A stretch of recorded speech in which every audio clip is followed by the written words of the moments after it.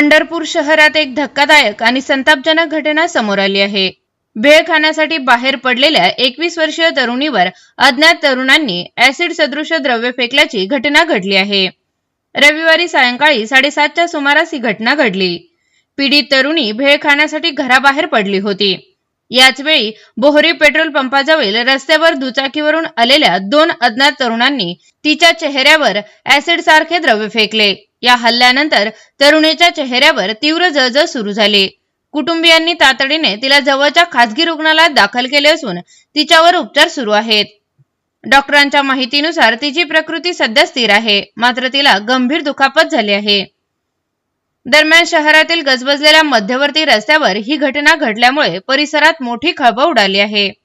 या प्रकरणी 2 अज्ञात तरुणांविरुद्ध शहर पोलीस ठाण्यात तक्रार दाखल करण्यात आली आहे।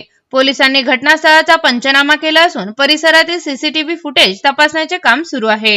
या भ्याड हल्ल्यामागील आरोपी कोण आहेत आणि त्यांचा उद्देश काय होता याचा शोध आता पोलीस घेत आहेत। माझी मुलगी वैष्णवी सुदाम भागवत अज्ञात मुलांनी तिच्यावर ऍसिड सारखा द्रव्य टाकला आहे। ती आम्हाला पेट्रोल पंपाजवळ सापडली।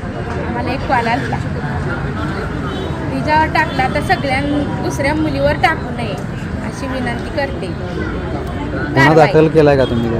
गुन्हा दाखल केला आहे का कोणी?